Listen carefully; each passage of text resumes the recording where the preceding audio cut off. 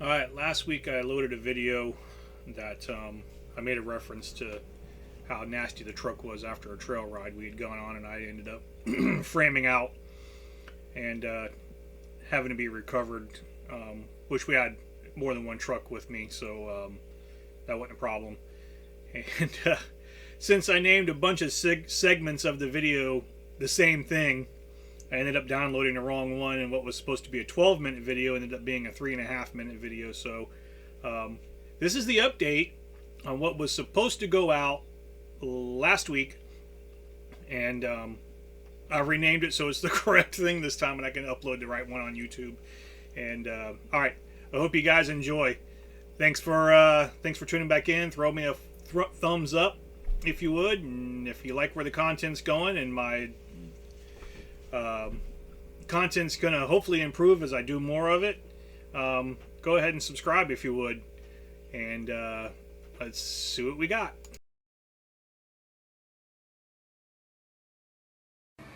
Alright, before we get into the most current updates I've done to the Suburban, kind of show the results of a quick trail ride that turned into a, I don't know, 5-hour trail ride, maybe a little longer.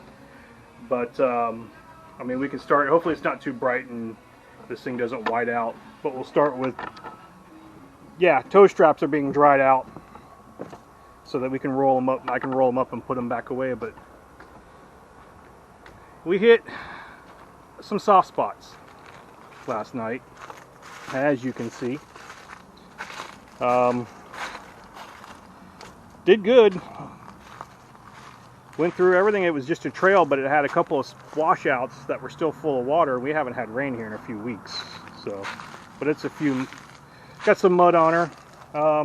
The spot I got stuck in is a hole we went through and made it with first time with no problem. I was leading, and on the way back I realized that someone in a lifted Chevy with 37s rutted it up real bad, and well, that cost me coming back. So he had to pull me backwards. I should have hooked the camera up for all this, but it was already dark. I don't have a light or anything. He had to pull me back. We had to back down the trail to a spot where I could get out of the way and he could go through.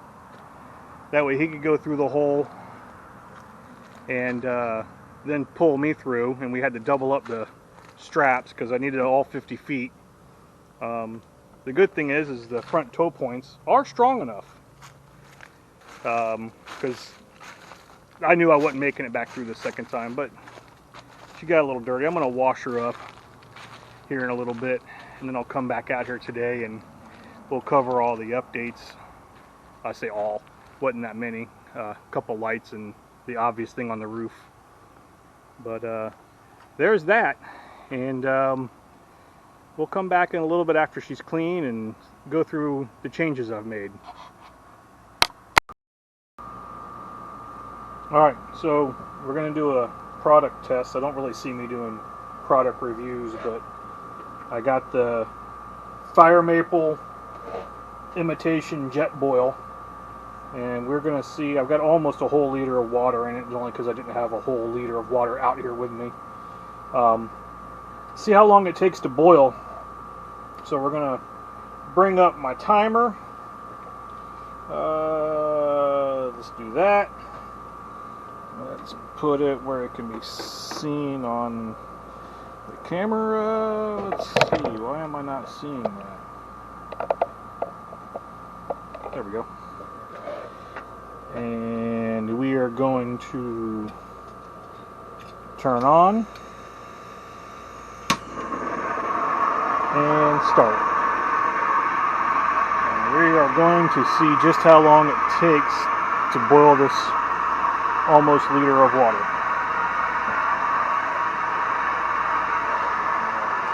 Full blast. Nope, here we go.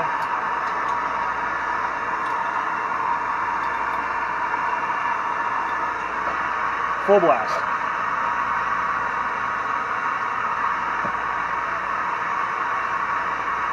Now, I'm not going to get into doing product reviews on a regular basis, but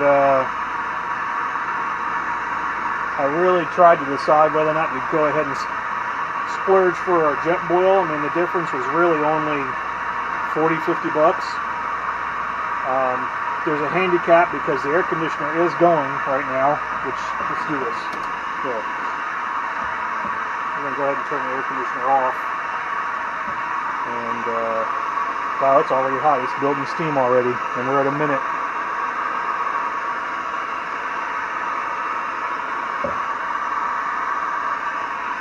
She's going pretty good. I mean, we'll see if it lasts as long as a Jetboil, because I know the Jetboil, people have used those for years, and they just lasted for years. But I figure, what the hell? We'll do a quick video. Maybe I'll throw this video in with the video I'm going to do on updates on the Suburban. Of course, those updates are always slow because everything is done by a budget, and the economy is the best economy in years, so it's harder to do modifications to it and get it ready for any kind of truck camping or overlanding. Where are we at? We're almost at 2 minutes. Sneak peek. It's still working. I'm hoping this will happen in like 3 minutes. From what I understand, 3-minute boil is pretty freaking good. And the ISO tank isn't completely full either. It's one that I've used on my other stove more than once. I think we're getting pretty close. And I like the handle. Let's see if I got a cup I can use just to pour the water in.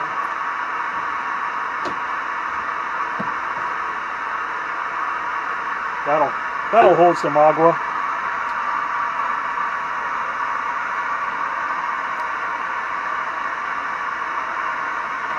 Two minutes and 50 seconds and counting.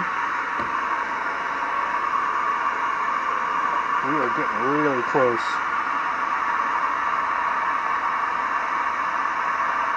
If I'd have thought ahead, I'd have brought some coffee out here and just made a cup of coffee, because, you know, why not? There's 3 minutes. Now keep in mind, the first minute I had the AC going right above it. You can see the air conditioner is literally right there.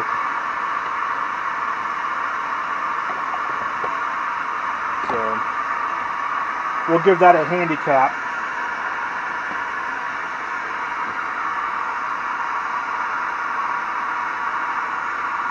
Now 3.5 minutes.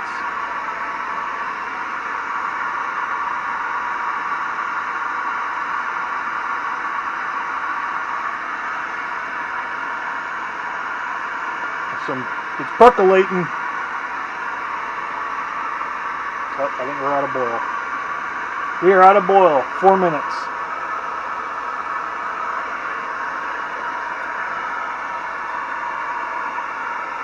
Let's see. Kill it. Turn it off. We were at a full boil. It's still boiling. It just calmed down. You can tell by the steam anyway. But that's pretty good. 4 minutes. I think I could wait 4 minutes to make a cup of coffee. And then we'll try to see how much of a enormous amount of mess we can make.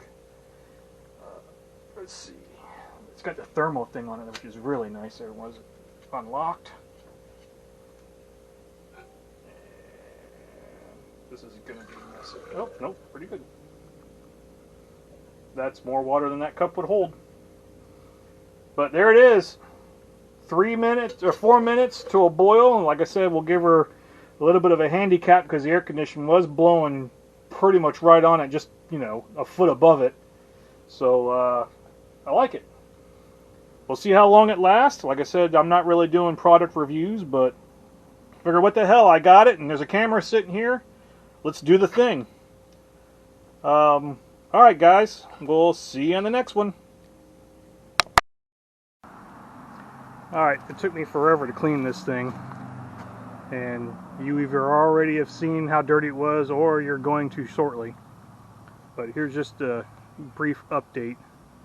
As you can see, I put a 50 by 60 roof rack on it for extra storage, because I do plan on sleeping in this thing when I camp, so I'll need more storage. The inside hasn't changed any, other than dirty and a few more miles, so it's pretty much all still the same. I do have a torsion key lift kit for it with blocks for the rear. I know that's not the 100% best way to do it, but it's how I'm doing it because I don't want to go crazy on lifted. I want this thing to still be very usable and easily gotten in and out of. But I've added ditch lamps. You'll see the corner ones, and look at that. I broke a turn signal lamp out in the woods. Everything's up, running, working on a switch panel, new recovery points down there. Those are Rough Country. They take the place of the factory hooks. I finally got around to hooking up my sun's bright transmission cooler. It is 100% hooked up. I am no longer running the trans cooler through the radiator. It is strictly coming through that with its own designated fan. I am hunting for vents for the hood, just so I can try to get some of the heat out from under the hood and make it even more efficient. You'll see my solenoids I added. They're not hooked up yet, but one's going to be a starter solenoid. I know it's kind of a Ford thing, but we've done that for years on the race cars. And the other one is a constant pole relay that all the other electronics are going to run through. That way when the key is off, there is no power coming off of the battery. It isolates the battery from the power completely. It stayed surprisingly clean under here for how muddy I got. You can kind of see in the corners what it was like, and again you'll see what the truck looked like. You've either already seen it or you're going to see it shortly. But that is most of the updates I've done. Next time, probably in a couple weeks, I'll end up doing the lift kit and getting the electrical done, or at least isolating the electrical out here, and we will do an update on that when that time comes. So that's how it's going. It's been incredibly reliable for 210,000 miles, and other than did get stuck once yesterday, it did really well in most of the rough spots. It got some pinstriping from the trail, which again the paint is nowhere near perfect, so whatever. That's fine. But that's an update for now, guys. If I have anything to add, we'll let you know.